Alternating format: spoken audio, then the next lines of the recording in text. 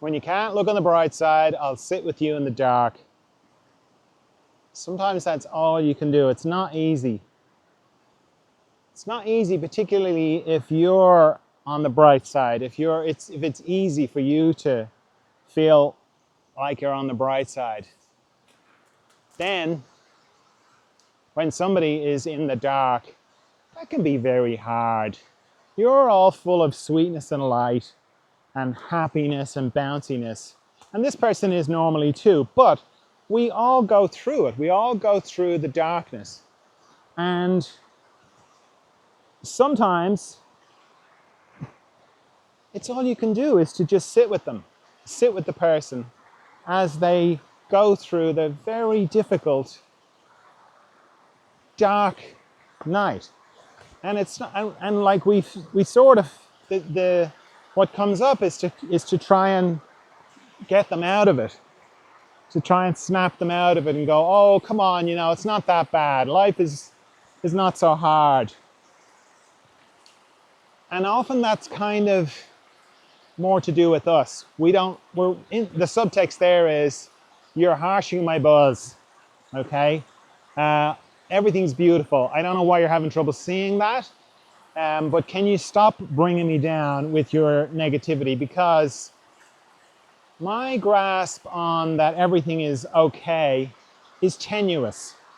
And if you keep with this negative stuff, I am going to start to feel a little bit down as well, and I don't want that.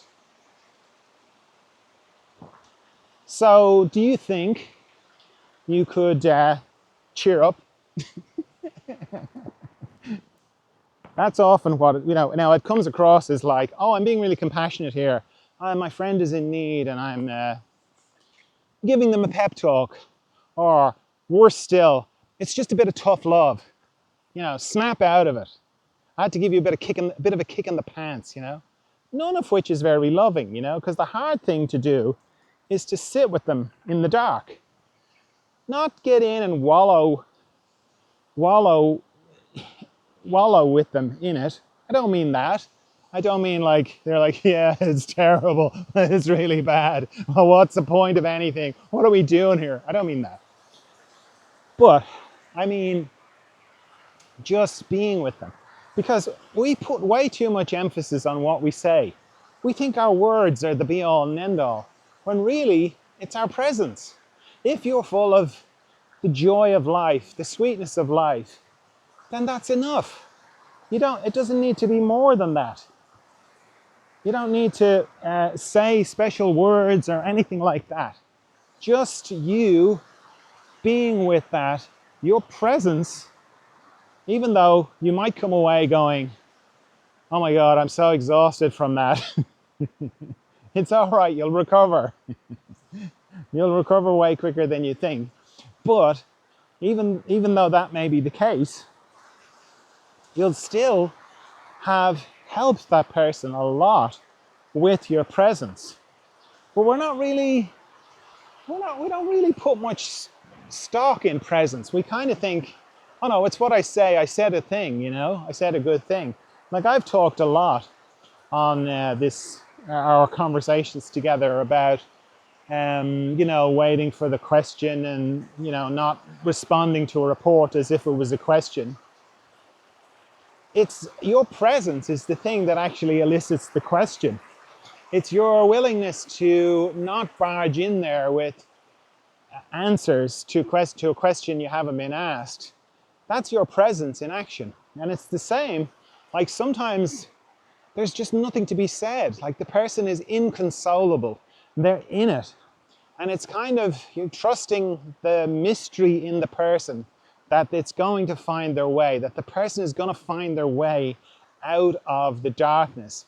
And that if I try and jolly them out of it, if I can't just sit with the pain, their pain, and the pain that it brings up in me, if I can't just sit with that, then it's going to take away from them.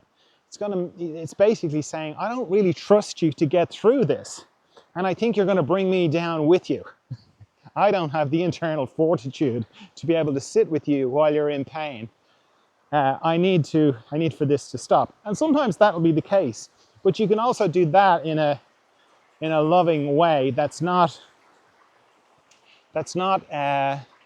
making them wrong, or that's not saying, I don't think you can get out, you're going to get out of this. It's like knowing your own internal capacities and resources and going, I've reached my limit here. I can't continue. I have to go. But I know you'll get through it. I know there's a way that you will get through it. Or let me call someone else who I know can sit with you and you can tell them as well. You know, that's okay. But that's very different to, oh, cheer up, you know, or come on, you're better than this, or anything like that. It's a real gift to genuinely trust someone. Trust them enough that you kind of know, yeah, they're going to get through it. I can't see how, because the way they're talking, it's so bleak. It's so, my God, it's so bleak. But then I haven't had their experience. I'm not configured in the way that they're configured.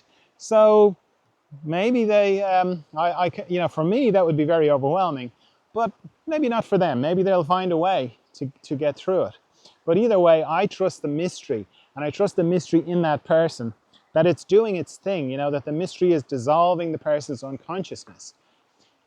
When I do that, then I can sit with somebody for a long time, and it's okay. So it's a beautiful sentiment. You know, when you can't see the bright side, I'll sit with you in the dark. It's a true act of love, both for the person, for yourself, and love of the mystery. And it's beautiful.